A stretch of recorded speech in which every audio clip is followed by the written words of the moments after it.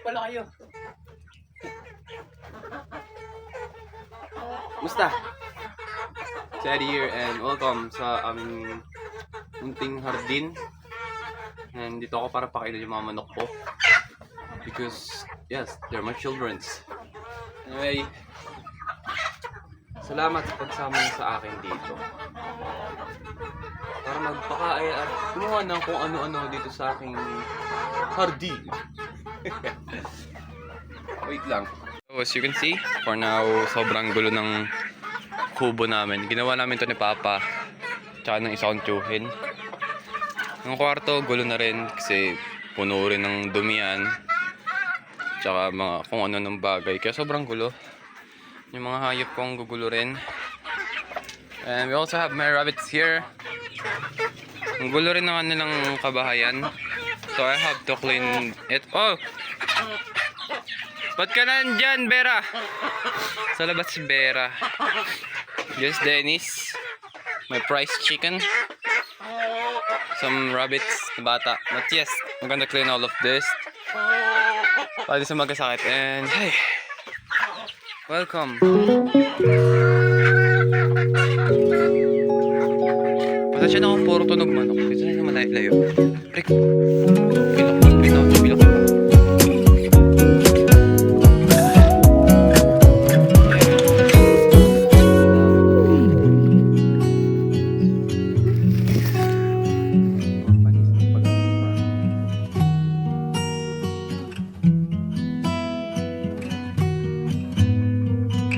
For now, ito lang muna sa pulo namin.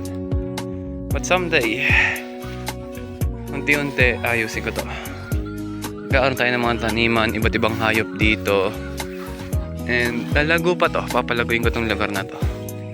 Lalagyan ko maraming puno dito ng prutas. Actually meron dun ano eh, atis, balimbing,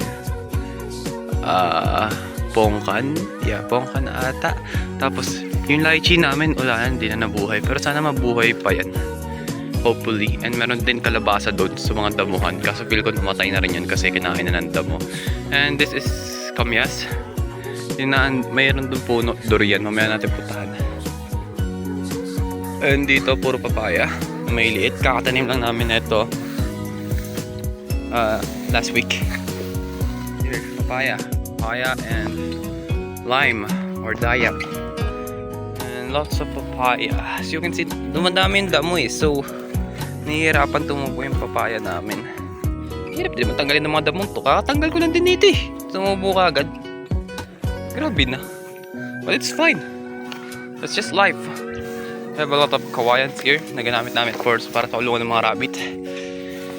And, inisip ko ano pwede kong gawin yan eh. Inisip ko nga gawin kong upuan or whatever yan. Here we have guava. Yung pink guava. Oh shit, ang gula. Shut up, Sharon. Here we have ito, gulo rin. Ito rin naayusin ko eh. Yung aking taniman ng eggplant. Di na nga namin na-plot to kasi baka mamatay daw yung halaman kaya diniretso na namin ng tanim. But yes, ayusin ko rin to kasi ang dumi niya oh. Grabe yung ginawa ng bagyo dito. Kakataas na kasi ng bagyong Karina here sa Philippines. And yes, naapektuhan na lang kami dito. So, sobrang gulo. Well, not as much yung apekto niya. But yeah, ibang puno ko ng saging na putol. natumbab. Yung ibang bagay dumumi. Naging magulo. Iba kong hayop namatay. But it's okay. Makakabawi tayo. For now. Pakainin natin itong mga hayop.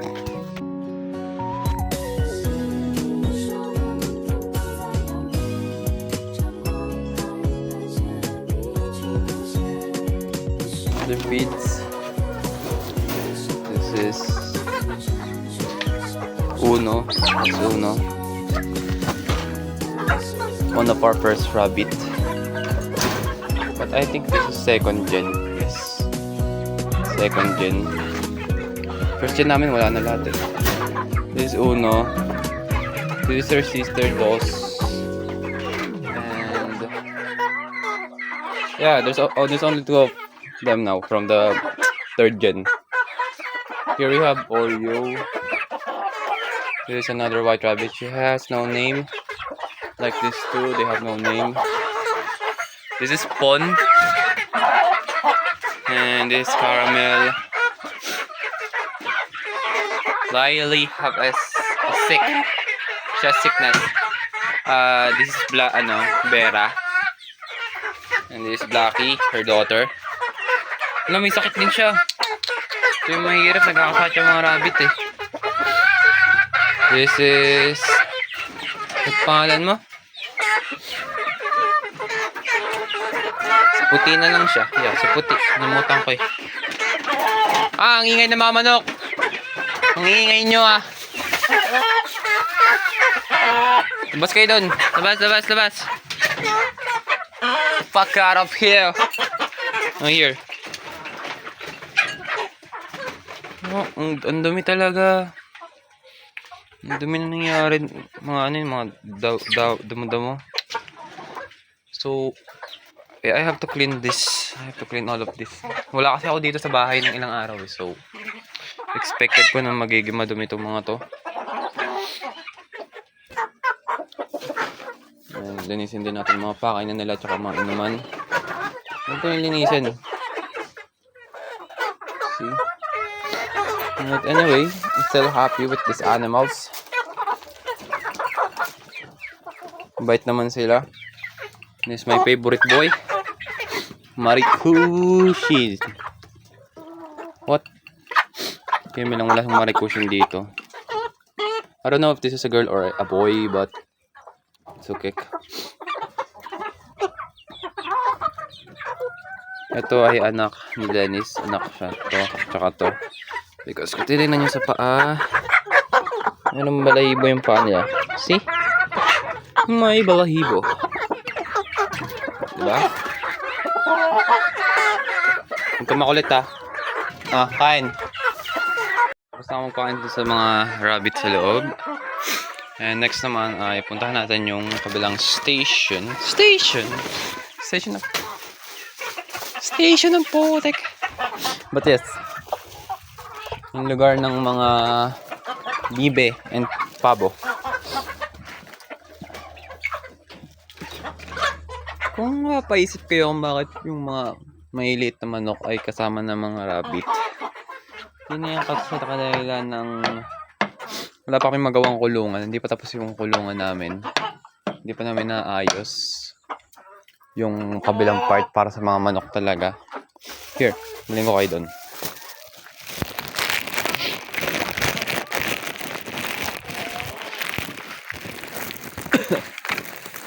Excuse me po.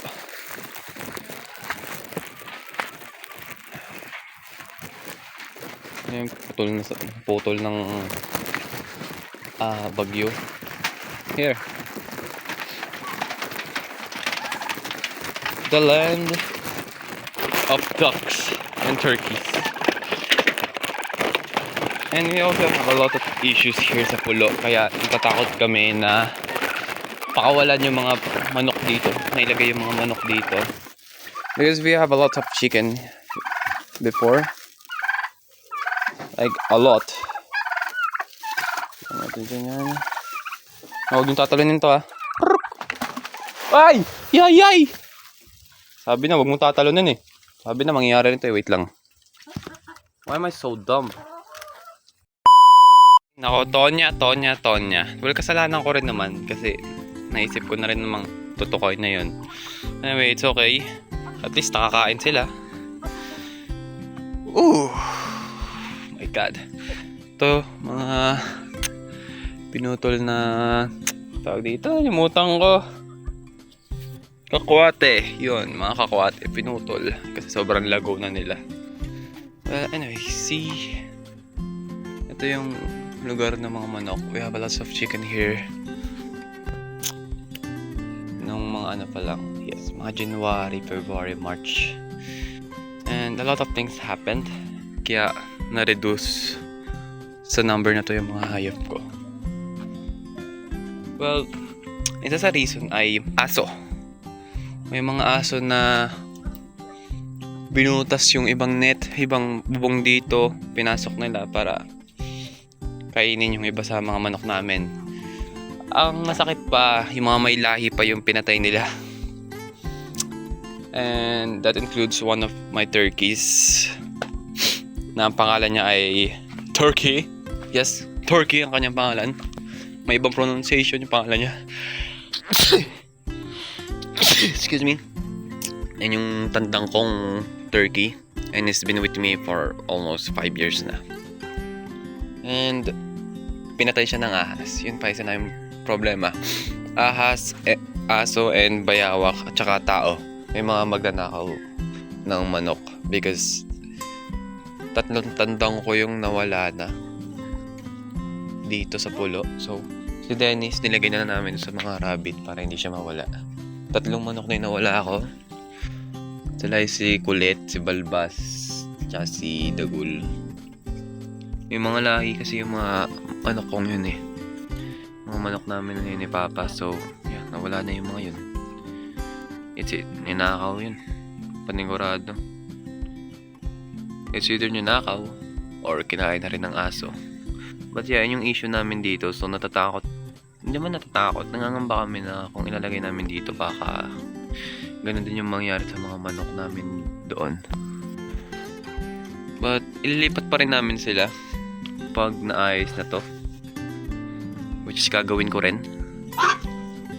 Ayos natin yung mga net na yan, itong buong basaysay na to, and sana that way wala nang papasok na ibang hayop dito para patayin itong mga animals ko, because that is so very frustrating, you know. Nakakainis yun sobra. Like, ako nagpapakain ng hayop, tas iba ang kakain sa mga hayop ko. Anak ng boge. Ba't ka pala, ano to? Ang basura dito. Ang gaano ng tubig. Magkaroon mga kiti-kiti dito. Yung mga yan. You don't need those shit. Anyway, we're out of here. We have a lot of other things to do, including water. Yes, water pala.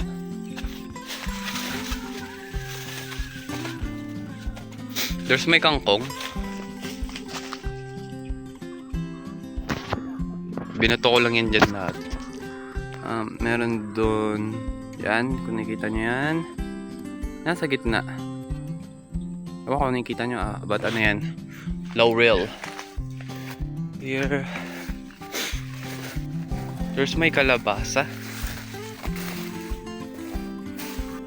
Na-neglect kasi masyado eh. Busy sa school. Busy sa life. So, puno ko lang yung damo dito.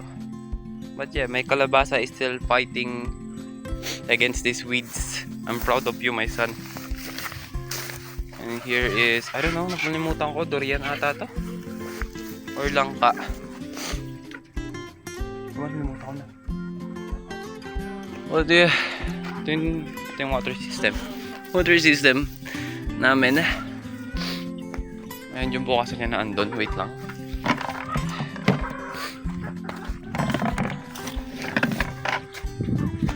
Mga langkayan, seedlings. Huwag ko lang tutubo. Kasi pinag-aapakan na ng mga manok. Pinag-aapakan lahat. I-open natin to. And water will come out there in 1, 2, 3, go! See? See? See? It's magic. Joke lang. Gata mo natin siya.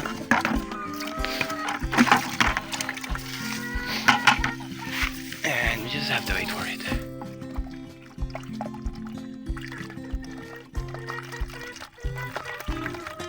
Siya! Puno ng tubig. Patay na natin ang water na ito. This water is for the animals. Tubig nila. So, bibigyan ko sila ng tubig. So, in 5, 4, 3, 2... Oh, ay mamatay. Oh, mali pala pihit ko. Yeah. 1.